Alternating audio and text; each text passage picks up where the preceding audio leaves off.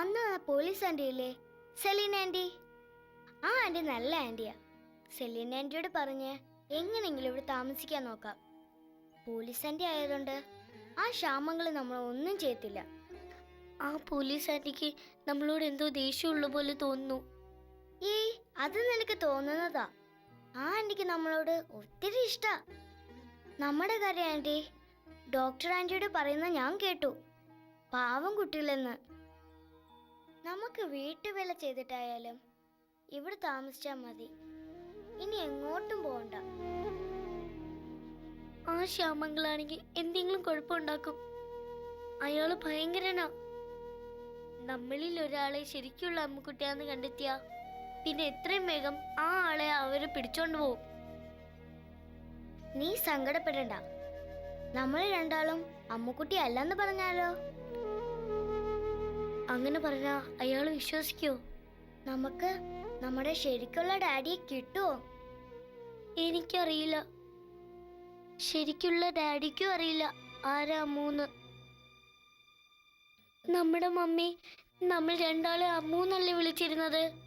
ഇതില് നമ്മളിലെ ഒരാള് അനാഥ കുട്ടീന്നാ ക്ഷാമങ്ങള് പറഞ്ഞത്. അപ്പൊ ആരാ ശരിക്കുള്ള അമ്മു?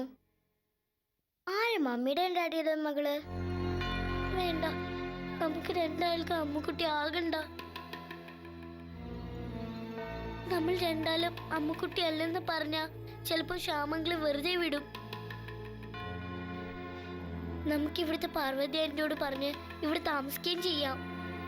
എന്നാ അങ്ങനെ മതി. നീ വാ, എനിക്ക് വിശക്കുന്നുണ്ട്. എനിക്കും വിശക്കുന്നുണ്ട്. ആ അമ്മിണിയമ്മ കാണാതെ നമുക്ക് എന്തെങ്കിലും എടുത്തു കഴിക്കാം. കണ്ടാലേ അവര് വഴക്ക് പറയും നമ്മളെ. അവർക്ക് നമ്മളെ ഇഷ്ടമില്ല, വലിഞ്ഞേറി വന്നാണെന്ന് പറയും. നീ വാ. കേട്ടല്ലോ, പാവം കുട്ടികള്. Pradeep, DNA test നടത്തണോ? 2 കുട്ടികളെയും നമുക്ക് സോനയുടെ മക്കളായിട്ട് തന്നെ കരുതിയാ പോരെ? പോരാ, എനിക്കെന്റെ മോളാരാന്നറിഞ്ഞേ പറ്റൂ.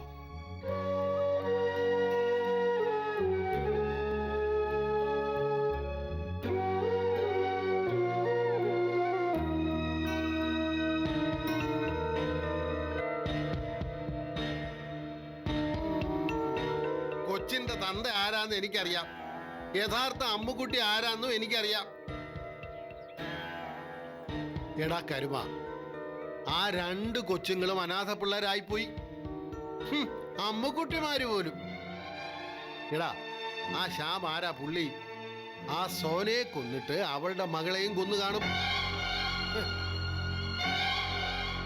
അങ്ങനെ ആമ്പിള്ളാര്. എടാ, നീ അവനെ കണ്ടുപിടിക്ക്. നീരേറ്റുകാരെ അവൻ മൂക്കുകൊണ്ട് ഇച്ഛ വരപ്പിച്ചില്ലേ?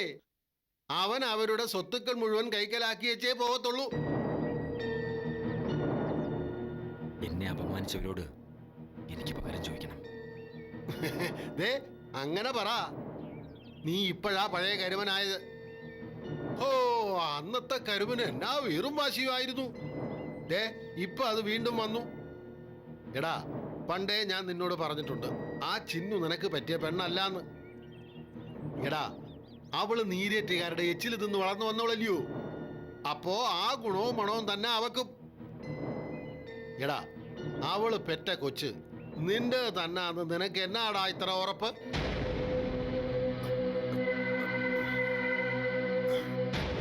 കരുമ, നിന്നെ ഞാൻ വിഷമിപ്പിക്കാൻ പറഞ്ഞതല്ല. ഈ വർഗത്തിനെ കുടിച്ച വെള്ളത്തിൽ വിശ്വസിക്കരുത്. ഓ, ഒരപ്പൂപ്പൻ തന്തയുണ്ട്, നീരേറ്റ് കൃഷ്ണപിള്ള. എടാ, അയാളുടെ 5 മക്കളെ പെറ്റ അയാളുടെ ഭാര്യ ഗൗരിയമ്മ ഇപ്പൊ എവിടാ? ചത്ത് ചാമ്പലായില്ലയോ? എന്നതാ കാര്യം?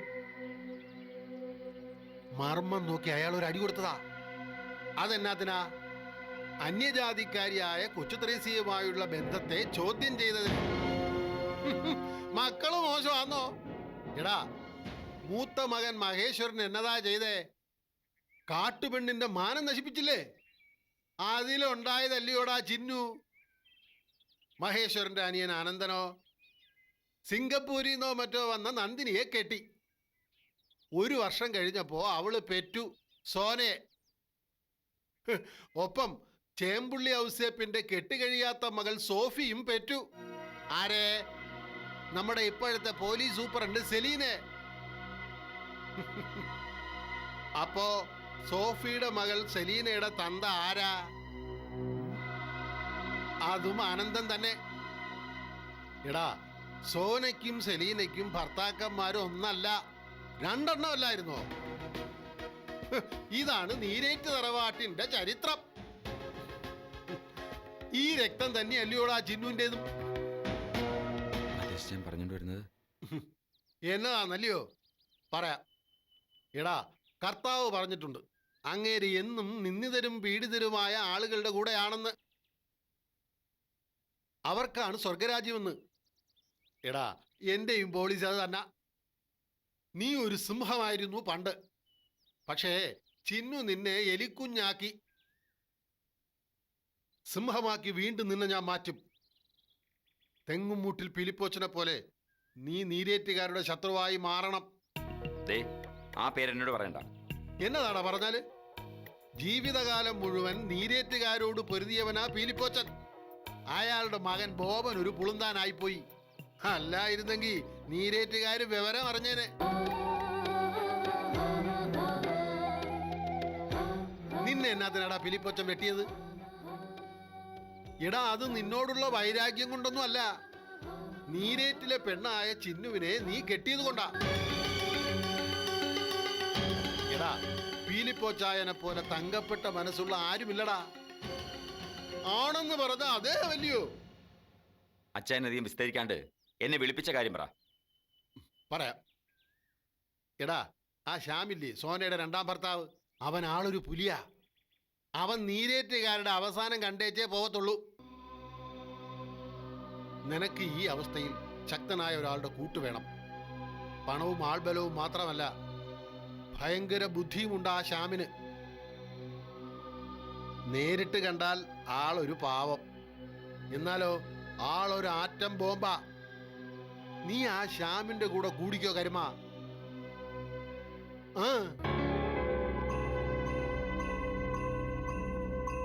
എടാ, ഇനി മുന്നും പിന്നും നോക്കാനില്ല. നീയും ശ്യാമും കൂടി ചേർന്ന നീരേറ്റുകാരുടെ അവസാനമായിരിക്കും അത്. എടാ, നിന്നെ ആ ശ്യാം സഹായിക്കാം നേരിട്ടുണ്ട്. പക്ഷേ നീയും അങ്ങേരെ സഹായിക്കണം. എന്നതാടാ നീ ഒന്നും മിണ്ടാത്തെ? എടാ, ആ ചിന്നു കരഞ്ഞു വിളിച്ച് അവളുടെ കൊച്ചിനെയും കൊണ്ട് നിന്റെ കാൽക്കൽ വന്ന് വീഴും. അവൾക്ക് അവകാശപ്പെട്ട സ്വത്തുക്കൾ മുഴുവൻ നിനക്ക് കിട്ടും. നിന്റെ ശത്രു പാർവതിയെയും നിന്നെ തല്ലിയ സെലീനയെയും നമ്മൾ തകർത്ത് തരിപ്പണമാക്കും. ശ്യാമിന്റെ കൂടെ നിൽക്കാമെന്ന് നീ ഒന്ന് മൂളിയാ മതി.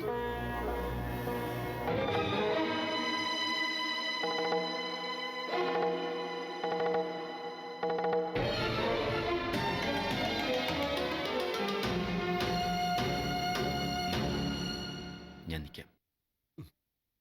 മതി മതി മതി മതി.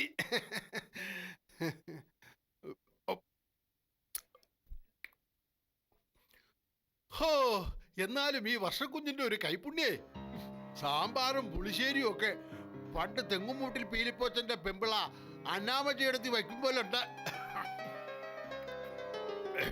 അല്ല, അന്നാമറ്റയെടുത്തിയെ പോലെ തങ്കപ്പെട്ട സ്വഭാവം ആന്നേ കുഞ്ഞിന്. ഓ, അത്ര വലിയ കൈപ്പുണ്യൊന്നും ഇല്ല സത്യം പറഞ്ഞ. എനിക്ക് കുക്കിംഗ് അറിയത്തേ ഇല്ലായിരുന്നു. പിന്നെ മേനോൻ ചേട്ടന് ഈ കറികളൊക്കെ ഇഷ്ടമാണെന്ന് പറഞ്ഞപ്പോ അടുക്കളയിൽ കയറി ഞാൻ എല്ലാം പഠിച്ചു.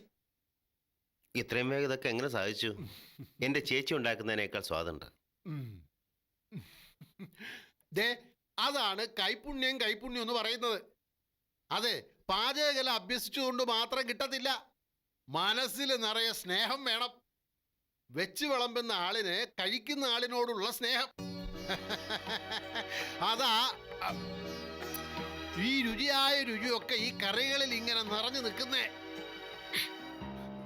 അല്ല മേനോ സാറേ, സാറിനെ പോലെ ഭാഗ്യമുള്ള ഒരാൾ ഈ ഭൂമി മലയാളത്തിലില്ല. മഹാലക്ഷ്മിയെ പോലെ ഒരു ഭാര്യയല്ലയോ കിട്ടിയിരിക്കുന്നേ. ഓ, ഇങ്ങനെ പൊക്കല്ലേ, ഞാനങ്ങ് പൊങ്ങി ആകാശത്തിലേക്ക് പോവും. യെസ്. ആ അതെ അതെ അതെ, എടുത്ത് കഴിച്ചോണേ. ഞാൻ ഇപ്പൊ വരാം. എൻ്റെ ഒരു കൂട്ടുകാരിയാ. ഹലോ. ആ പറയടി. ഹസ്ബൻഡ് ഗൾഫിൽ നിന്ന് വന്നോ? സാറേ, കൂട്ടുകാരിയുടെ ഫോണെന്നല്ലേ പറഞ്ഞത്? അതെ. സാറേ, അന്നത്തിന്റെ മുമ്പിലിരുന്ന് അസംബന്ധം പറയരുതെന്നൊരു ചൊല്ലുണ്ട്. എങ്കിലും സത്യം സത്യമായി പറയുന്ന ഒരു സത്യക്രിസ്ത്യാനിയാ ഞാൻ. എന്താ ഇച്ചായ കാര്യം പറ. സാറേ, ഈ മൊബൈൽ ഫോൺ വലിയ അപകടകാരിയാ. പണ്ടൊക്കെ ഓരോ വീട്ടിലും ഫോൺ വെച്ചിരിക്കുന്നത് ആർക്കും കേൾക്കാനും കാണാനും പറ്റാത്തടത്തൊക്കെയാ. ഇപ്പൊ തലയുടെ കീഴിലും കക്കൂസിലും, അയ്യേ, കക്കൂസിലും ഒക്കെ വയ്ക്കാവുന്ന സാധനമല്ലയോ ഇത്? ഇച്ചായൻ പറഞ്ഞു വരുന്നത് എന്താന്ന് എനിക്ക് മനസ്സിലായില്ല. ദേ, സാറിനേക്കാളും ലോകം കണ്ടവനാ ഞാൻ. അതുകൊണ്ട് പറയുക, തിന്ന ചോറിന് കൂറുള്ളവനാ ഈ മാത്യൂസ്. കാര്യം പറ ഇച്ചായ. സാറേ, ഇപ്പൊ വർഷക്കുഞ്ഞിന് വന്ന ഫോണില്ലയോ? വന്നു. എത്രയോ ഫോൺ വരുന്നു. ഇപ്പൊ വന്ന ഫോൺ കൂട്ടുകാരിയുടേതെന്നല്ലേ പറഞ്ഞേ? അതെ. എന്നാലേ അത് കൂട്ടുകാരിയുടേതല്ല, കൂട്ടുകാരൻ്റെതാ. തോന്നും, ദേഷ്യം തോന്നും. എന്നെ കൊന്നു കുഴിച്ചു മൂടാനുള്ള ദേഷ്യം തോന്നും. പക്ഷേ എടുത്തു ചാടി ഒന്നും ചെയ്യരുത്. സമാധാനമായി ഞാൻ പറയുന്നത് ആദ്യം കേൾക്കണം. കാര്യം പറ. സാറേ, മിന്നുന്നതെല്ലാം പൊന്നല്ല. വർഷക്കുഞ്ഞിന്റെ പഴയകാല ചരിത്രം സാറിന് അറിയത്തില്ല. എനിക്കറിയാം. എല്ലാം വർഷം എന്നോട് പറഞ്ഞിട്ടുണ്ട്. അതൊക്കെ കഴിഞ്ഞ കാര്യങ്ങളാ. ഇനി ആവർത്തിക്കണമെന്നില്ല. എല്ലാം കഴിഞ്ഞിട്ടില്ല സാറേ. വർഷക്കുഞ്ഞ് ആ സുധീഷുമായി ഇപ്പോഴും കാണുന്നുണ്ട്.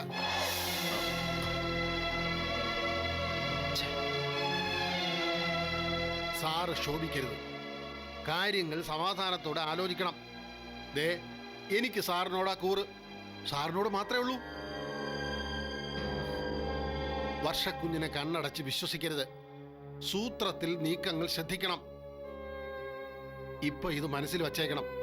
ഒരിക്കലും പുറത്തു പ്രകടിപ്പിക്കരുത്. തന്ത്രപൂർവം എല്ലാ കാര്യങ്ങളും മനസ്സിലാക്കണം. എന്നിട്ട് മതി ബാക്കി കാര്യം. ദേ, ഞാൻ സാറിന്റെ കൂടെ ഉണ്ട്. അപ്പോ ഞാൻ കാര്യങ്ങൾ അറിയിച്ചോളാം.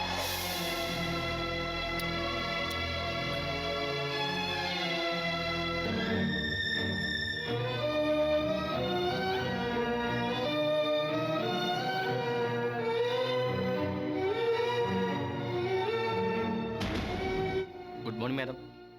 മോർണിംഗ്. Take you seat. എന്താണ് മാഡം അത്യാവശ്യമായിട്ട് കാണുമെന്ന് പറഞ്ഞത്? സി മിസ്റ്റർ ഗോപാൽ, ഞാൻ നിങ്ങളുടെ MD ആണെങ്കിലും ഈ സ്ഥാപനത്തിൽ എന്നേക്കാൾ സീനിയോറിറ്റി നിങ്ങൾക്കാ.